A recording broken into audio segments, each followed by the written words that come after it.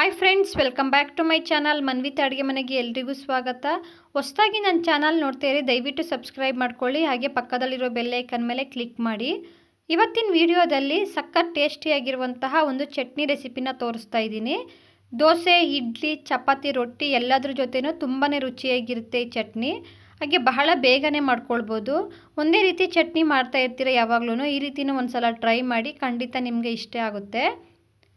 ಮೊದಲು ನಾನಿಲ್ಲಿ ಒಲೆ ಮೇಲೆ ಒಂದು ಪ್ಯಾನ್ನ ಇಟ್ಕೊಂಡು 2 ಟೇಬಲ್ ಸ್ಪೂನ್ ಎಣ್ಣೆ ಹಾಕ್ಕೊಂಡಿದ್ದೀನಿ. ಹಾಗೆ 1 ಸ್ಪೂನು ಉದ್ದಿನಬೇಳೆ, 1 ಸ್ಪೂನು ಕಡಲೆಬೇಳೆ, 3 ಸ್ಪೂನು ಕಡಲೆ ಬೀಜನ ಹಾಕ್ಕೊಂಡು ಹುರ್ಕೊಂಡಿದ್ದೀನಿ.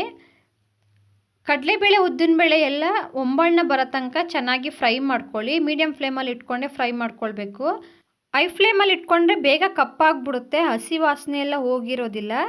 ಅದಕ್ಕೋಸ್ಕರ ಮೀಡಿಯಮ್ ಫ್ಲೇಮಲ್ಲಿ ಇಟ್ಕೊಂಡೆ ಒಂಬಣ್ಣ ಬರೋ ತನಕ ಫ್ರೈ ಮಾಡ್ಕೊಳ್ಬೇಕು. 2 ಮೀಡಿಯಮ್ ಸೈಜು ಈರುಳ್ಳಿನ ಕಟ್ ಮಾಡಿ ಹಾಕ್ಕೊಂಡಿದ್ದೀನಿ. ಈರುಳ್ಳಿ ಸ್ವಲ್ಪ ಟ್ರಾನ್ಸ್ಪರೆಂಟ್ ಆಗೋ ತನಕ ಫ್ರೈ ಮಾಡ್ಕೊಳ್ಳಿ. ಸ್ವಲ್ಪ ಕರಿಬೇವಿನ ಎಲೆಗಳನ್ನ ಹಾಕ್ಕೊಂಡಿದ್ದೀನಿ. ಹಾಗೆ 2 ಮೀಡಿಯಮ್ ಸೈಜು ಟೊಮೊಟೊನ ಹಾಕ್ಕೊಂಡಿದ್ದೀನಿ. ನಾನಿಲ್ಲಿ ಜಾಮೂನ್ ಟೊಮೊಟೊನ ಹಾಕ್ಕೊಂಡಿದ್ದೀನಿ. ನೀವು ಹುಳಿ ಟೊಮೊಟೊನ ಇದ್ದರೆ ಹಾಕ್ಕೊಳ್ಳಿ, ಇನ್ನೂ ತುಂಬ ಚೆನ್ನಾಗಿರುತ್ತೆ. ಅರ್ಧ ಸ್ಪೂನು ಜೀರಿಗೆನ ಹಾಕ್ಕೊಂಡು ಮಿಕ್ಸ್ ಮಾಡಿ ಫ್ರೈ ಮಾಡ್ಕೊಂಡಿದ್ದೀನಿ. ನಾನಿಲ್ಲಿ ಜಾಮೂನ್ ಟೊಮೊಟೊನ ಹಾಕ್ಕೊಂಡಿರೋದ್ರಿಂದ ಸ್ವಲ್ಪ ಹುಣಸೆಹಣ್ಣು ಹಾಕ್ಕೊಂಡಿದ್ದೀನಿ.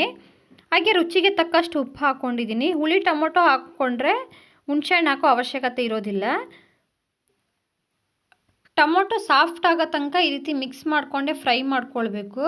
ನಾವು ಲಿಟ್ಟು ಕ್ಲೋಸ್ ಮಾಡಿ ಇಟ್ಬಿಟ್ರೆ ನೀರು ಬಿಟ್ಕೊಬಿಡುತ್ತೆ, ಬೇಗ ಚೆನ್ನಾಗಿ ಫ್ರೈ ಆಗೋದಿಲ್ಲ. ಅದಕ್ಕೆ ಈ ರೀತಿ ಮಿಕ್ಸ್ ಮಾಡಿಕೊಂಡೆ ಫ್ರೈ ಮಾಡ್ಕೊಳ್ಳಿ. 4 ಬ್ಯಾಡಗಿ ಮೆಣಸಿನ್ಕಾಯಿ, 4 ಗುಂಟೂರು ಮೆಣಸಿನ್ಕಾಯಿನ ಹಾಕ್ಕೊಂಡಿದ್ದೀನಿ. ನಿಮಗೆ ಖಾರಕ್ಕೆ ಅನುಗುಣವಾಗಿ ನೀವು ಮೆಣಸಿನ್ಕಾಯಿನ ಹಾಕ್ಕೊಳ್ಳಿ. ನಮಗೆ ಸ್ವಲ್ಪ ಸ್ಪೈಸಿಯಾಗಿ ಬೇಕು ಅಂತ ನಾನು ಮೆಣಸಿನ್ಕಾಯಿನ ಸ್ವಲ್ಪ ಜಾಸ್ತಿನೇ ಹಾಕ್ಕೊಂಡಿದ್ದೀನಿ. ನೀವು ನೋಡಿ ಹಾಕ್ಕೊಳ್ಳಿ. ನೋಡಿ ಇವಾಗೆಲ್ಲ ಚೆನ್ನಾಗಿ ಫ್ರೈ ಆಗಿದೆ.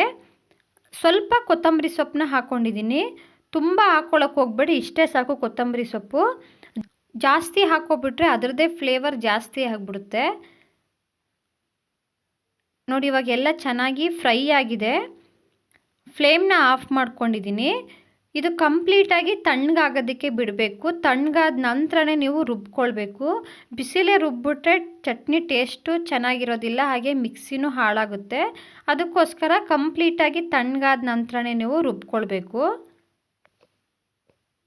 ಇವಾಗ ನೋಡಿ ಮಿಕ್ಸಿ ಜಾರ್ಗೆ ಹಾಕ್ಕೊಂಡಿದ್ದೀನಿ. ಅರ್ಧ ಗ್ಲಾಸಷ್ಟು ನೀರು ಹಾಕ್ಕೊಂಡು ರುಬ್ಕೊಂಡಿದ್ದೀನಿ. ತೀರಾ ನುಣ್ಣಗೆ ರುಬ್ಬೋದು ಬೇಡ, ಈ ರೀತಿ ಸ್ವಲ್ಪ ಬೇಳೆ ಬೇಳೆ ರೀತಿಯೇ ಇರಲಿ. ಈ ಹದಕ್ಕಿದ್ರೆ ಪರ್ಫೆಕ್ಟಾಗಿರುತ್ತೆ. ನಿಮಗೆ ಸ್ವಲ್ಪ ತೆಳುವಾಗಿ ಬೇಕು ಅಂದರೆ ಸ್ವಲ್ಪ ನೀರನ್ನ ಜಾಸ್ತಿ ಹಾಕ್ಕೊಂಡು ರುಬ್ಕೊಳ್ಬೋದು.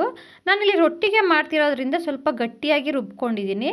ನೀವು ಇಡ್ಲಿ ದೋಸೆಗೆ ಮಾಡ್ತೀನಿ ಅನ್ನೋದಾದರೆ ಸ್ವಲ್ಪ ತೆಳುವಾಗಿ ಮಾಡ್ಕೊಳ್ಬೋದು. ಒಗ್ಗರಣೆ ಮಾಡೋದಕ್ಕೆ ಒಂದು ಪ್ಯಾನ್ಗೆ 1 ಟೇಬಲ್ ಸ್ಪೂನ್ ಎಣ್ಣೆ ಹಾಕ್ಕೊಂಡಿದ್ದೀನಿ. ಎಣ್ಣೆ ಬಿಸಿಯಾದ ನಂತರ ಅರ್ಧ ಸ್ಪೂನು ಸಾಸಿವೆ, ಅರ್ಧ ಸ್ಪೂನು ಉದ್ದಿನಬೇಳೆ, ಸ್ವಲ್ಪ ಕರಿಬೇವು, 1 ಚಿಟಿಕೆ ಹಿಂಗೆ ಹಾಕ್ಕೊಂಡಿದ್ದೀನಿ. ಹಿಂಗೆ ಹಾಕ್ಕೊಳ್ಳೋದ್ರಿಂದ ಚಟ್ನಿ ಟೇಸ್ಟು ತುಂಬಾ ಚೆನ್ನಾಗಿರುತ್ತೆ. ನೋಡಿ ಇವಾಗ ಒಗ್ಗರಣೆ ರೆಡಿಯಾಗಿದೆ. ಚಟ್ನಿ ಜೊತೆ ಮಿಕ್ಸ್ ಮಾಡ್ಕೊಂಡಿದ್ದೀನಿ. ಇಡ್ಲಿ, ದೋಸೆ, ಚಪಾತಿ, ರೊಟ್ಟಿ ಎಲ್ಲದ್ರ ಜೊತೆನೂ ಸೈಡ್ ಡಿಶ್ ಆಗಿ ತುಂಬಾ ರುಚಿಯಾಗಿರುತ್ತೆ. ಹಾಗೆ ವೈಟ್ ರೈಸ್ ಜೊತೆನೂ ತುಂಬ ಚೆನ್ನಾಗಿರುತ್ತೆ. ನಾವು ಸಂಜೆ ತನಕನೂ ಇಟ್ಕೊಳ್ಬೋದು, ಯಾವುದೇ ರೀತಿ ಕೆಡೋದಿಲ್ಲ. ನೀವು ಒಂದ್ಸಲ ಟ್ರೈ ಮಾಡಿ ಹೇಗೆ ಬಂತು ಅಂತ ಕಮೆಂಟ್ ಬಾಕ್ಸಲ್ಲಿ ತಿಳಿಸಿ. ನಾನಿವತ್ತು ಮಾಡಿರೋ simple and tasty chutney recipe ನಿಮಗೆ ಇಷ್ಟ ಆಗಿದರೆ ಒಂದು ಲೈಕ್ ಮಾಡಿ, ಶೇರ್ ಮಾಡಿ. ಇನ್ನಷ್ಟು ಈಸಿ ರೆಸಿಪಿಗೋಸ್ಕರ ಮನ್ವಿತಾ ಅಡುಗೆ ಮನೆನ ಸಬ್ಸ್ಕ್ರೈಬ್ ಮಾಡ್ಕೊಳ್ಳಿ. ನಿಮ್ಮ ಅನಿಸಿಕೆಯನ್ನು ಕಮೆಂಟ್ ಬಾಕ್ಸಲ್ಲಿ ತಿಳಿಸಿ.